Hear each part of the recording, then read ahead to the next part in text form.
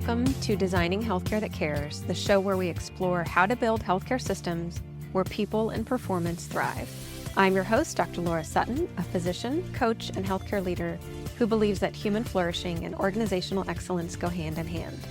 Each week, I talk with leaders, change makers, and innovators about how to shift culture, lead with purpose, and tackle the root causes of burnout. Because when healthcare works for the people in it, everyone wins. We know inherently that we can't take care of our patients, nevertheless, our families and our communities, unless we're taking care of ourselves. And yet there's still so much guilt, at least that I felt in my career and talking with a lot of my colleagues and working with my clients. There's a ton of guilt around doing things for ourselves, even the simple things like sleeping, eating, going to the bathroom, exercising. And I imagine as an emergency physician, that was amplified. I did primary care, and any training program is going to be really intense. So I think there's just such a mentality still in our environment around not taking care of ourselves.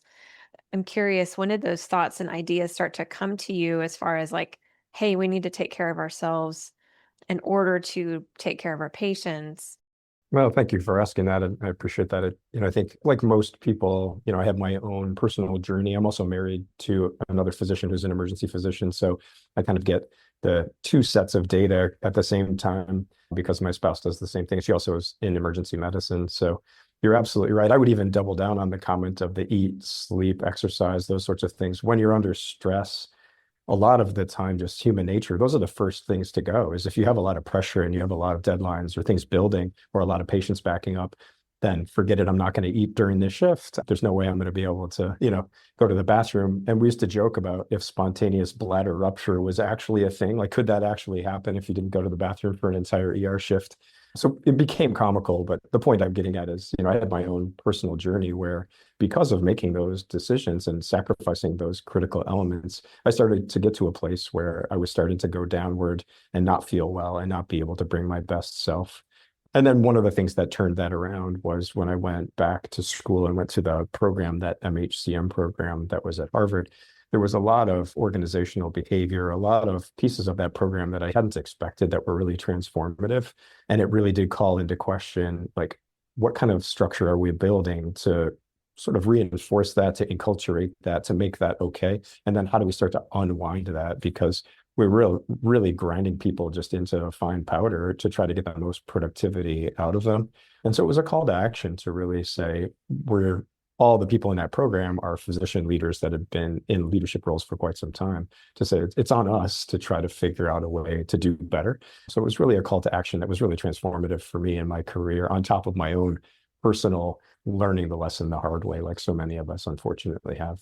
Yeah, it sounds like that was a huge insight for you. And I completely agree and echo and resonate with everything that you're saying. And my own path as a physician leader and coaching other clinician leaders, which is really kind of my sweet spot, is clinicians that are moving from full-time practicing clinician into leadership roles, and not just the how to be a leader, but all the mindset shifts that are required in that, is really recognizing that the behaviors that I am actively doing myself are impeding my team's ability to be successful. So for a CMO or COO example might be, well, I'm emailing late at night. And so that sets up a standard and an expectation that my direct reports and my team expect that they feel like they have to be able to be responsive at night. They have to be emailing at night, when really I'm doing that because it's when I can sit down and have time.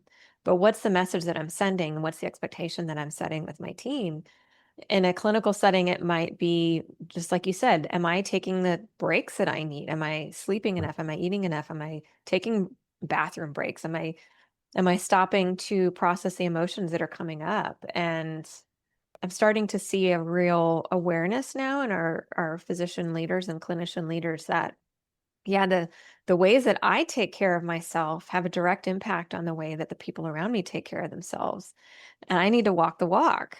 If I'm going to encourage this healthy environment around me, I have to also be the one to take on these behaviors and to start modeling this for myself. And even within practicing clinicians, I hear this from clients too as well. I'm telling my patients they need to be sleeping and I'm telling them they need to be eating healthier, but I'm not doing it. Right. Right.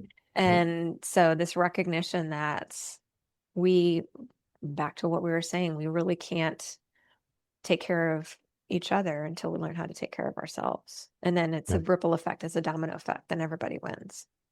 Yeah. No, absolutely. 100% agree for sure. And, maybe to put some sort of concrete examples of things Yeah. that I found to be really effective. You can start on the macro scale. At least that was something that I had a bit of some influence on, which really comes down to things like staffing and how many people are doing this job and how many patients per hour, like in the emergency department, for example, are you expected to see? How quickly are you expected to fly through patients versus sitting down, spending some time connecting with people, going through their differential and how you arrived at what's going on and educating them, things like that. So there's a tipping point, obviously, where you want to try to find that sweet spot and looking at the specific tasks that you're asking physicians, for example, to do.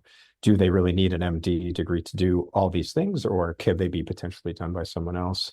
And then you get into scribes and EMRs and a whole bunch of rabbit holes we could go down. But the point is you can look at those macro pieces and start to sit down with the clinicians and see where are we or how far off center are we and what adjustments can we make. And then, like you said, sometimes it's just modeling very simple things. And I know your audience likes little practical tasks and things or tricks they can do. And one thing that one of my professors at school taught me was that if you're looking at really peak performing athletes, as an example, like a tennis player in between each serve will do a ritual where they bounce the ball, they take a few deep breaths, like they go through a routine. And if you've ever watched a tennis match, you can see that there's very ritualistic and they do it every single time and they reset.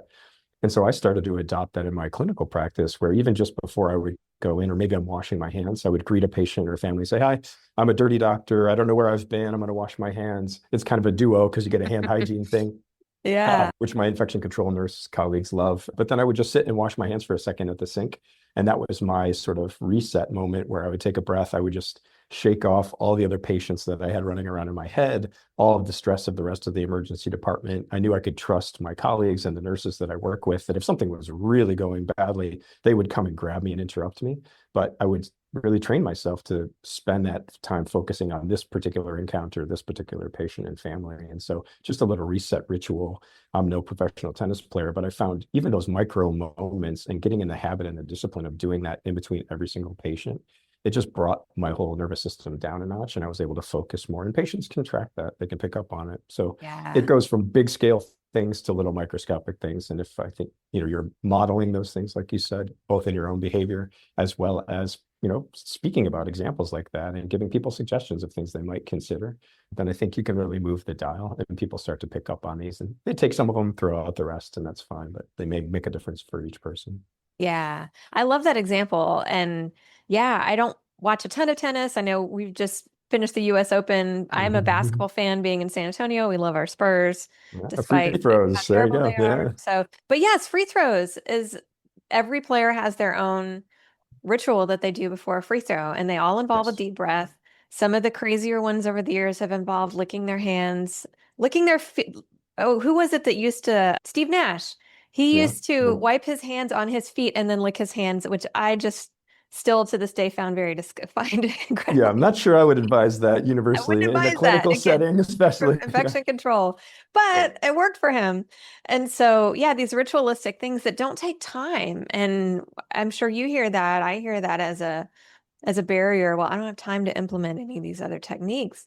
And, but like you said, these micro moments, and when you're bringing the patient in, and yeah, I led infection control for a long time too. And when you can tell the patients, this is what I'm doing and this is why, then it really serves multiple purposes. So that's a really powerful example. And I would push on the time thing because I think you agree with this, but it's easy to say I don't have time to do that. But if you think of it as sharpening the saw, you're going to be much more focused. You're going to be much more efficient during that encounter. You're not going to miss things. You're going to be much more on point. And when you're hyper focused like that, you will actually get through that encounter and gather what you need to help that patient much more quickly. So Mhm. it's kind of that old analogy of if you only have so much time to cut down a tree, spend the first chunk of it sharpening the saw. Yeah. So to me, those rituals are really about making sure that you're sharpening the saw and making the work time that you use as efficient as possible. Yeah. Yeah. Really, really powerful. Yeah. And if I may, there's kind of, I've been recently even doubling down on that, been putting some posts out on LinkedIn, just more of the neuroscience. That's the part that for some reason I just find really fascinating. Yeah. And I'm sure you've had this phenomenon happen too, but during times where you're in those sort of even micro moments of rest, or you're going through a ritual, or you're maybe in between things, the biggest example is if you've ever had like an aha moment in the shower, or like when you first wake up and you're sort of half sleepy.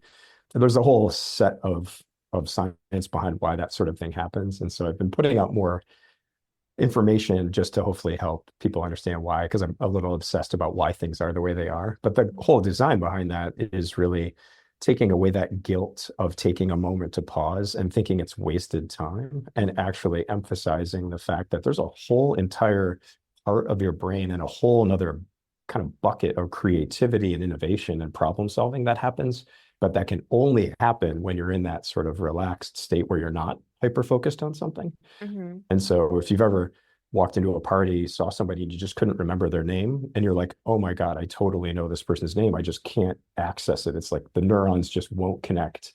And the more you try and try and try, it's at the tip of your tongue, and you just like, it's so elusive and you can't get it. Hmm. But then you go off to somewhere else in the party, and 10 seconds later, you're like, it's Laura. Oh my God. And it's not like I think it's Laura. It's like, oh, it's 100% Laura. And I know exactly how I know her.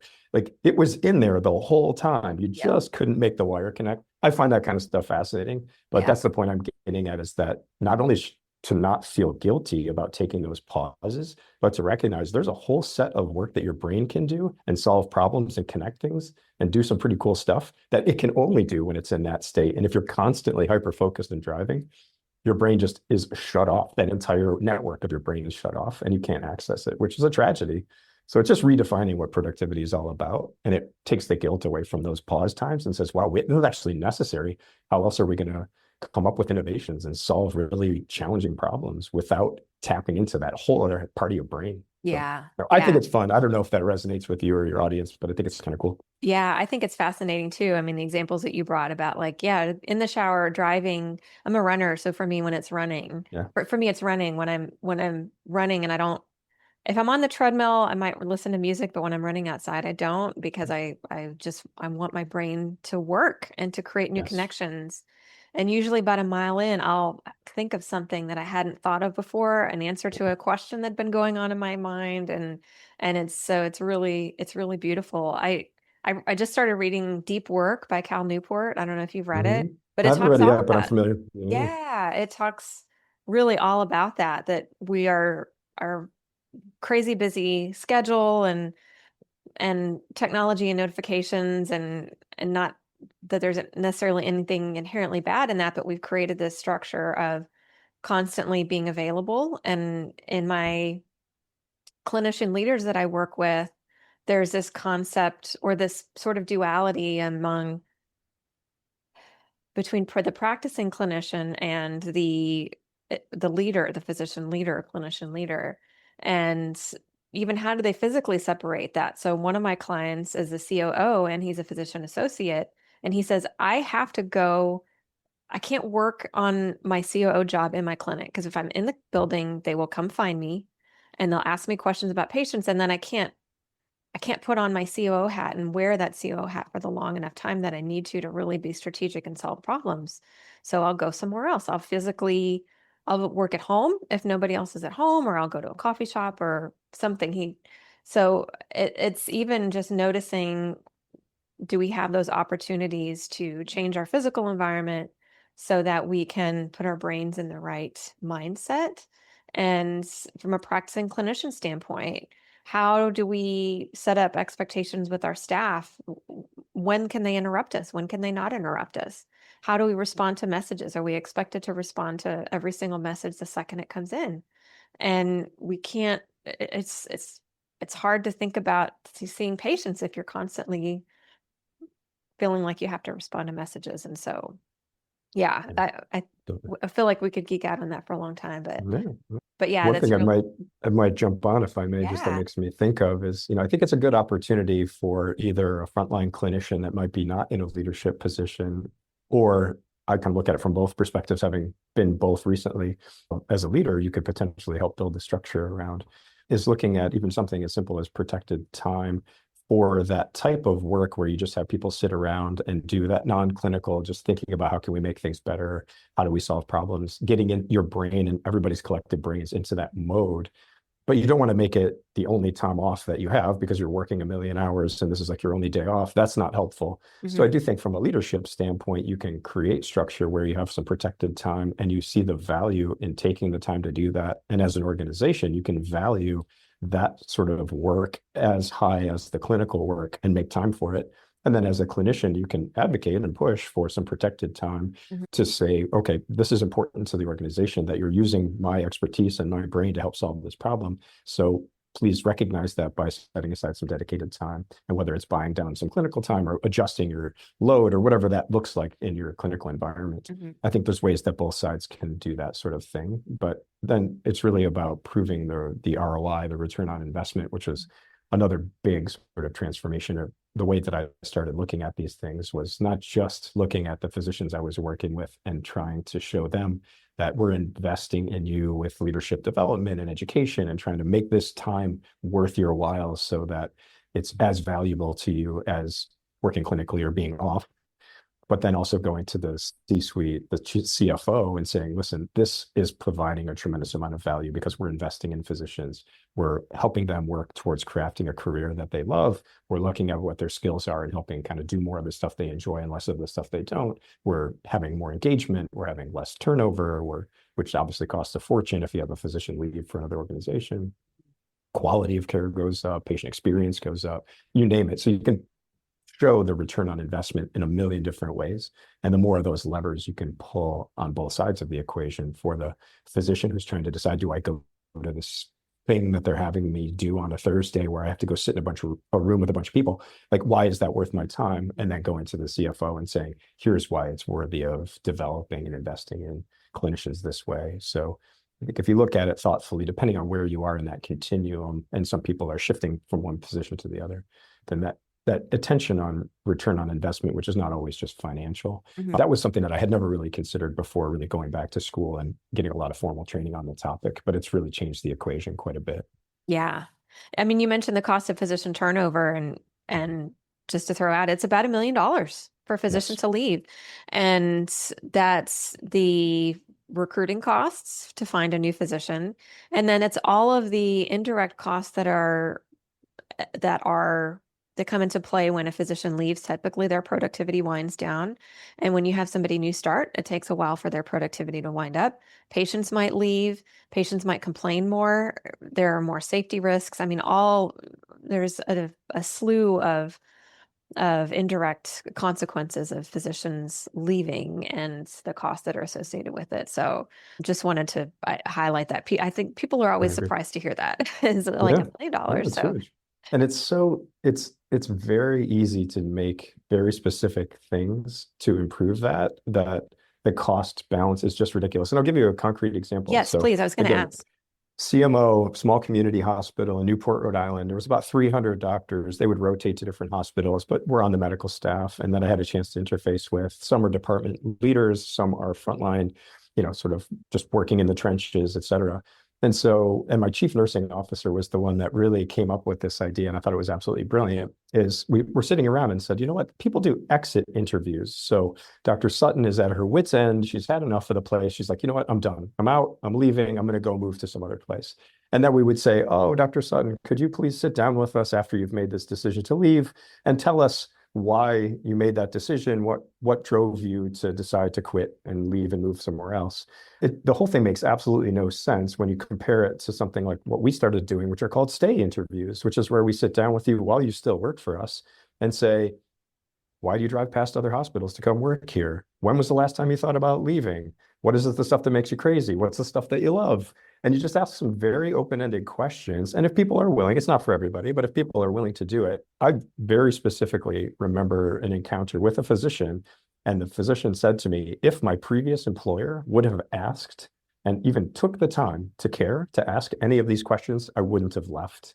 And it was just like my head mind below kind of a thing. I'm like, why do we not do this all the time? And so we just started offering stay interviews to anybody that wanted them. Then we started pushing to say, I want to do a stay interview on all of my department leaders and like a certain percentage of the medical staff over a certain amount of time. I held myself accountable to just sit down with people, and just some people were like, this place is amazing. I live right across the street. My family's been here forever. I love the place.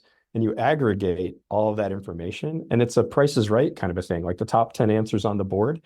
And that's even motivating when you de-identify it and say, of all the doctors I interviewed 300 doctors, and 250 of them love this place. And they're like, oh my God, I could never picture myself going anywhere else.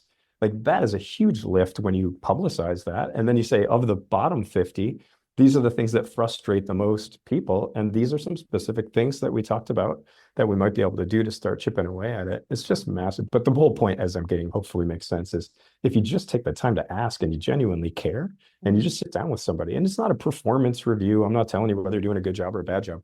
I just honestly want to know, where are you on that continuum from absolutely love this place to I can't wait to get the hell out of here and I dread coming in? If I know where you are on that, that's huge. And if you're willing to share it with me, I mean, that gets into trust and all sorts of other things we can nerd out about, but it's just absolutely massive. But a simple stay interview is a tactic to attack that turnover, and just having a doctor be disgruntled and upset and leave. And they have good reasons when they do. It's all stuff that you would say, oh yeah, I totally get it. But if you get out in front of that, it's just massive, and you can turn the tide. Yeah. I love that so much. It's so powerful.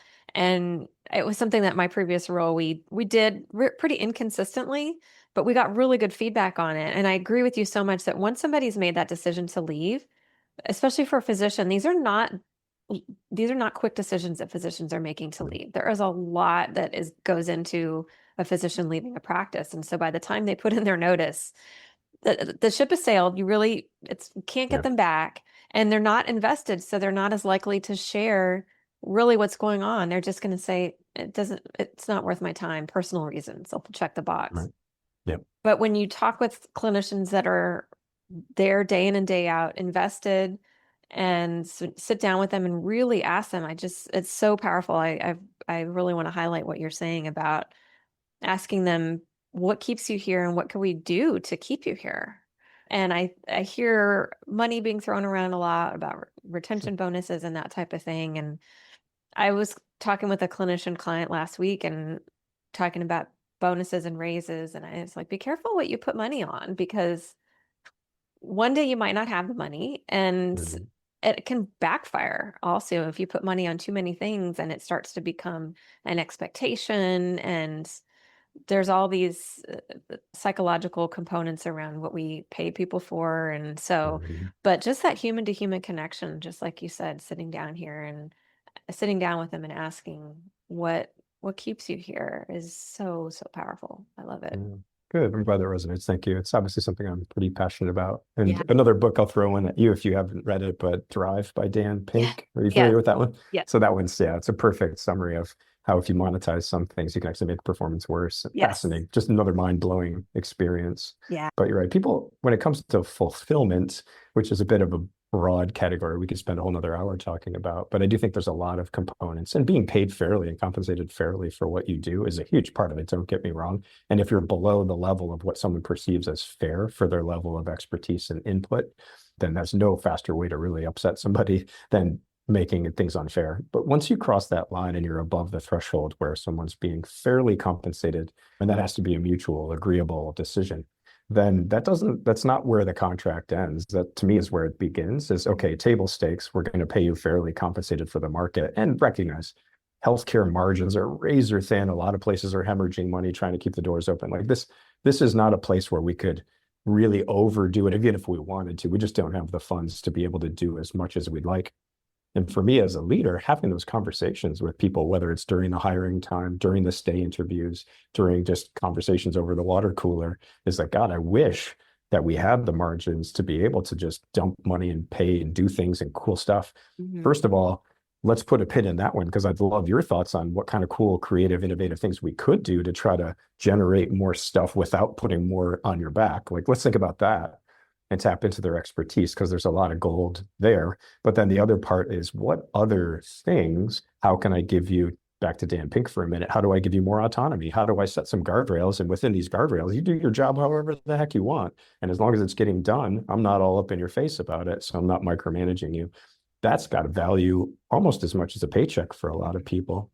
And then how do you look at the mastery of how do you really, really become super good at something? And how do I then say, all right, well, there's a conference out in some beautiful state that's an ultrasound course or something you've always wanted to get better at, or doing procedures or whatever the case may be. All right, well, let's free up a little bit of money and let's send you off to some course and have you become gathering more expertise, which is a win-win. Now you're an expert at something. Like, that's just a duh. That's an easy one. And then that whole big bucket of purpose, like, reminding people that they're part of something bigger than themselves and how do you contribute.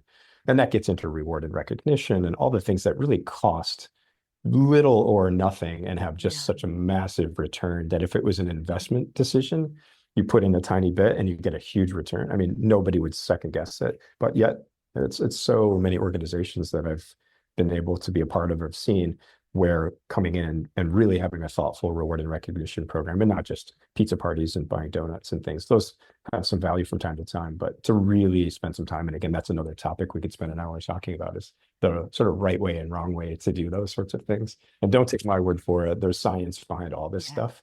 But if you nerd out on the science of why people feel appreciated and feel valued and understand what they contribute to the organization, and you just help them remember that and know that you see it also.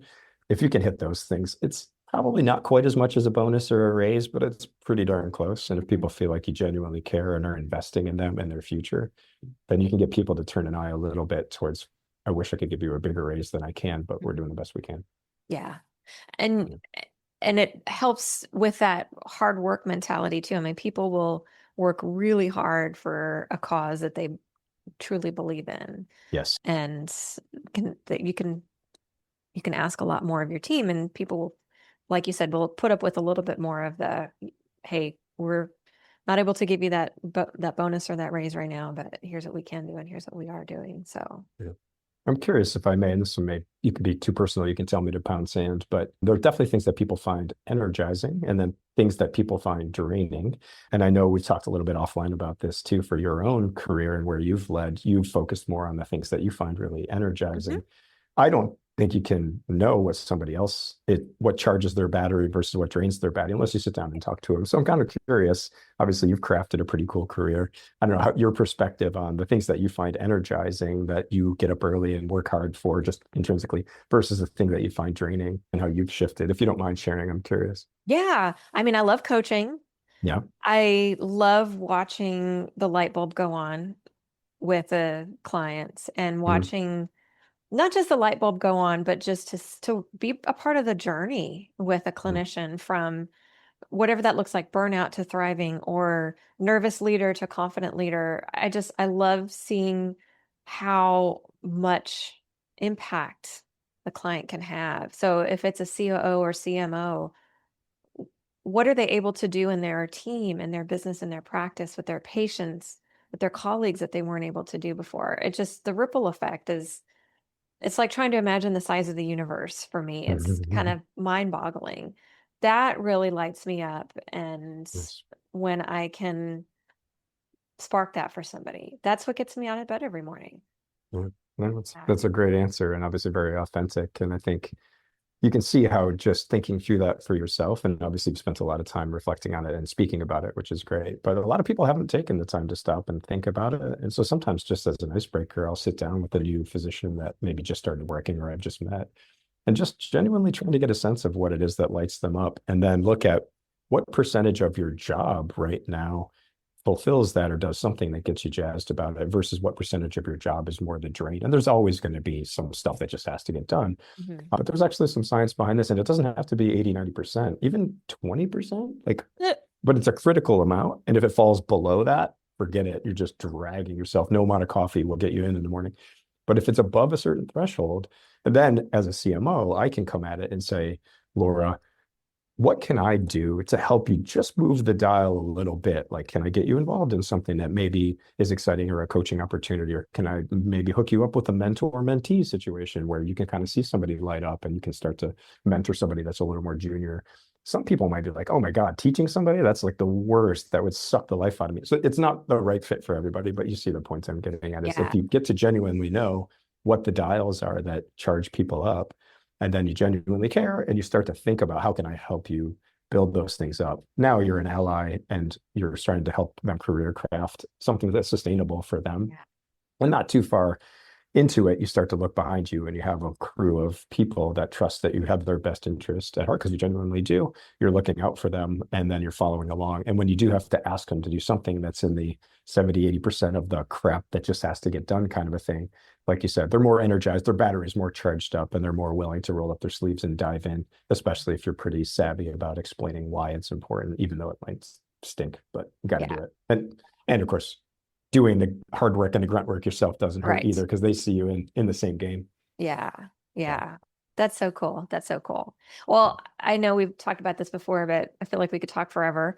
I do have to ask you though, because remembering that rereading that you trained in emergency room or emergency department at University of Pittsburgh, have you watched The Pit? I did, yeah. It's funny What you did you ask think? that. So I'll give you my quick summary of it. So my wife is an emergency physician too, so keep that in mind. And we trained in Pittsburgh. We were at UPMC, the university program, which is right across the street. The Pitt is at Allegheny General, which was a partner, kind of competing program, but we were collaborators. And so it wasn't the exact same place, but the town is the same. And so I'd gotten a lot of framing about it before I started watching it. Some people were like, oh my God, it's amazing. Some people were like, it's really hard to watch. It's very traumatizing. Hmm. So I watched the first episode, and I do have to say that the two things that made me pause was number one, it is very real. And I personally, part of my own sort of well-being is I don't love to be at work and run a hospital and deal with all the crazy stuff that's happening and like people and tragedies and all that stuff, and then come home and do more of it on TV. Like enough is enough for me. Right. So I personally like to switch it up. So I don't tend to watch and just enjoy on my free time shows that are about work. So I was already a little on the negative side. And then the other part that drove me a little crazy as a practicing emergency physician, and my wife, even more sophisticated and smarter than me, worked in a big trauma center and things, is basically take the two emergency physicians' careers and all of the crazy things that might happen once in your entire 20-year career, and you compress all of those crazy things into the first few hours of a shift. So I get why they Yeah. do it for TV drama, Yeah. but there were things that they were running from one bedside to the other bedside to do that she and I together have maybe done once in our entire career, and they've Yeah. done it all in one shift. So to me, it was a little laugh out loud Yeah. funny, which made it entertaining, but I kind of burned out from watching it pretty quickly Yeah. initially. But I have to say, it is incredibly well done. It's incredibly, just thoughtful and accurate, and just the emotions and the rawness is hard to capture. And they did an amazing job. So a lot of hats off to the crew that put that show together. But it is hard to watch for a lot of reasons, which is a good thing. That's not necessarily a bad thing. Yeah. Yeah. Thanks for that. I listened to Noah Wiley on a podcast with Dr. Mike, and he talked about how really intentional they were, he and the producers were, about making this as a love letter to frontline clinicians Yeah. and frontline Yeah. healthcare workers. And so, yeah, I was curious to your thoughts. Yeah. So thanks for But sharing. if nothing else, if it gives people appreciation, and it's a bit dramatized to be fair, but it gives Yeah. people appreciation for what really happens in the emergency department. And a lot of it is absolutely spot on and real. Yeah. And it certainly paints the specialty and the nursing and the physicians and the support staff in a very positive light. So I'm a huge fan of that for the specialty, as you can imagine. But just know that we're not breaking somebody in one room and doing a pericardiocentesis in the next room and then open cardiac massage on a trauma patient 2 minutes later. It's not a typical shift. It's a Yeah. little bit dramatic. Yeah. Yeah, somebody eventually is going to have the flu in there, or COVID, or Right. Yeah. Or a UTI or yeah, something. Yeah. exactly, or just something you honestly couldn't figure out what the heck they're here for, even if you had all day. Right. I got nothing. Yeah, Yeah. that happens a lot too. Yeah. Yeah, yeah. Thanks so much for being here. So wonderful to talk to you. Yeah, thanks for the opportunity. And thank you again for all of the content that you put out, all of the information, and all of the people that you've impacted, whose lights have come on and that you've energized. And you've really just helped them have a greater impact, myself included. So thank you for all the work that you're doing to make life more sustainable and more enjoyable for physicians in particular. It's really great. Thanks. We'll include your LinkedIn profile for our Okay, audience thank so they you. can follow you. Is there anywhere else that you'd like to point our listeners to? Yeah, that's pretty much where I've been focusing my energy. And I try to post a couple times a week, just something that either I find fascinating or maybe there's a piece that comes out that I think is particularly noteworthy. A lot of times things outside of healthcare, but then I think about, oh, wow, well, that probably is more as applicable in healthcare, if not more so. And so I try to kind of cross the line between other businesses and healthcare so we can kind of learn from the fringes there. So that would be the main area that I think people get the most out of. So thank you for sharing that. Yeah. Thanks so much. So good to have you. Yeah, you as well. Really appreciate the time. Thank you. Thanks for listening to Designing Healthcare That Cares. If today's conversation gave you a new idea or inspired you to see things differently, share this episode with a colleague and keep the conversation going. And if you're ready to take the next step in building a thriving healthcare culture, you can find resources and ways to connect with me at drlaurasutton.com. This podcast is for educational and informational purposes only. It is not medical advice, and it should not replace care from a qualified healthcare provider. Always seek the guidance of your physician or other qualified professional for any medical questions or decisions.